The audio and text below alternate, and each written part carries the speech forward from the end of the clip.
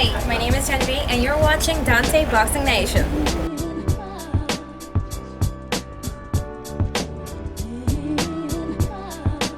All right, Dante's Boxing Nation. I'm over here with Yoriokas Gamboa and his agent Jeff over here, and my Zeph, That's right. and Zeph over here, and we got my translator man over here who's a boxer as well. What's your name? Joey. Joey. He's gonna translate for me.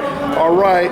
So man, how's it been going since your last fight, and what do you have in store right now? ¿Qué es lo que tienes planeado desde tu última pelea y qué es lo que piensas y qué es lo que tienes para el futuro?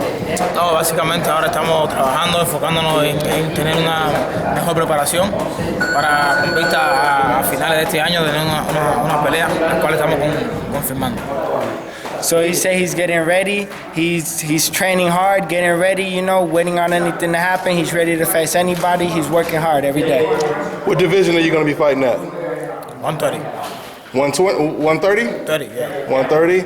Okay. So Gamboa, now Mikey also told me that he wanted you to be his opponent in his return match, and he said you turned it down. Can you speak on that? Él dice que Mikey te había dicho que cuando volviera a su carrera de pelea que él te había confrontado a ti pidiéndote la pelea, pero que tú le dijiste que no. Okay.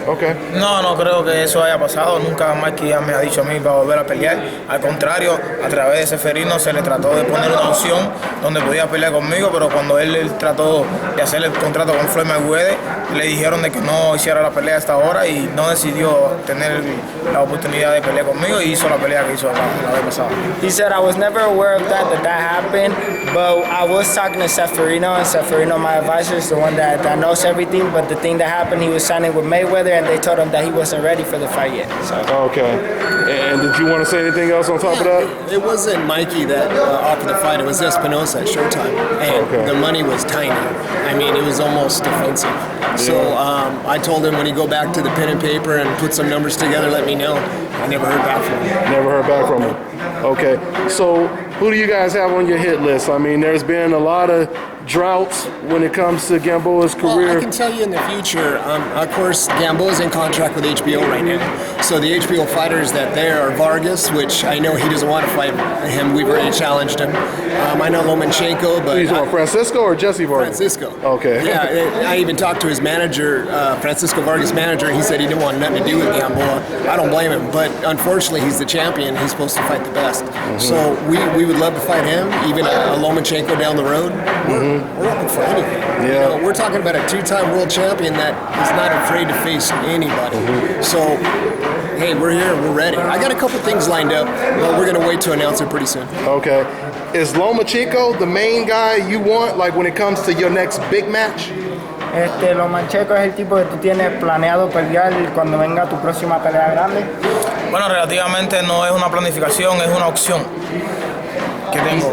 He said it's not a definite thing, but it is an option that he has in mind. Mm-hmm. So, más adelante vamos a definir cuál es la mejor opción basado a que también el contrario acepte la propuesta. So me and my advisor are going to sit down and we're going to talk about these options, see what's better and which is the best option for me to take right now. Okay. And last question, man.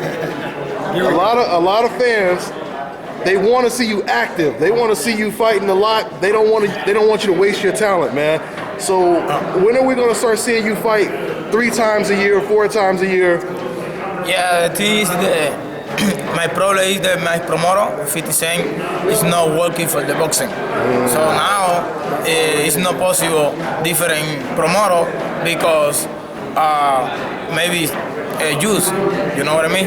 So the thing is, okay, Chan, I know you the best boxer in the 10 or pounds, but I need release 50 Cent or down the contract 50 Cent, and you working for you. It's the problem right now. So you guys are still trying to get out of that contract or what? No, we're not trying to get out of it. It's just pretty soon we'll be able to do a lot of things. Okay. Yeah. Hey, well, thanks, man. I know you're gonna work out, man. So thank you, man. My man Yoriokas Gamboa. Thank you, brother. Appreciate it. I'll catch up with you guys. All right. Now let me ask you one more thing. He was just talking about he wants to be active.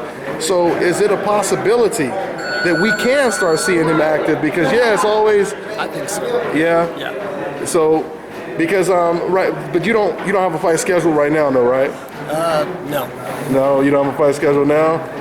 Yeah, man, because that's the main thing, man. It's like people look at all that talent, and it's unfortunate because sometimes the business of boxing intervenes and it doesn't allow fighters to do what they can do. So that's what's going on right now. That's what's going on right now. Well, I wish you luck, man. I'm telling you right now, Gamboa versus Lomachenko. That would be huge. You know, I'll tell you my take on it. Lomachenko's probably one of the best 130-pounders in the world, if not ever. Yeah. But he doesn't really quite hold that big fan base yet. So it's not going to generate a lot of money. I would wait, build them both up. I mean, because Gamboa, no matter who you put Gamboa with, he brings a lot of crowds. Like when he fought Crawford drew, I think the Nielsen ratings was 1.6 million people watched that fight. That's the highest viewership Crawford's had, even in his last pay-per-view. Yeah. So, of course, when you throw Gamboa in the mix, it spikes the interest. So, Lomachenko, he wants that fight. He wants to prove to the world that he is a better fighter, but it's got to make sense dollar-wise as well. And I was gonna say maybe they should be on a double header, but I don't think HBO could afford those kind of cars. At least according to what Bob Arum said, you know. That's not exactly true. I think HBO can do it. It's just when you get into those mega pay-per-view fights, they promise and guarantee so much money to every individual that are involved. You know, when you start cutting certain percentages that TV makes for distribution and all that, it doesn't work out. So then they move on. So, you know, it's just too much money, too many people's hand in the cookie jar. It's just, you know, and if you're a network and you look at a fight and you determine, hey, is this going to make this much money? You know, sometimes you got to pass. Sometimes you got to pass. Yeah. Is he comfortable at 130? Gamboa? Yeah. Oh, yeah. Yeah. I mean, the last fight, he fought in December on HBO, he fought Highland Williams. I mean, he came in at 132. I mean, he was just, you know, he can make 130 easy. I think you mentioned Mikey Garcia. Mikey, you know, he's going to fight. I think he had trouble making 135. He didn't come in at 135, came in a little heavier in his last fight. It's going to be a tough one to maybe do a catch weight, but trust me, he has no problem fighting Mikey, and I'm sure Mikey has no problem fighting him. It's just a matter of fact of putting, you know, enough money to cover both guys for the risk they're taking. That's it. Yeah. All right, man. Well, thank you for your time, man. Thank you. I appreciate it. All right, man. Take care, man. All right, man. This is Bobby, and you're watching Dante's Boxing Nation.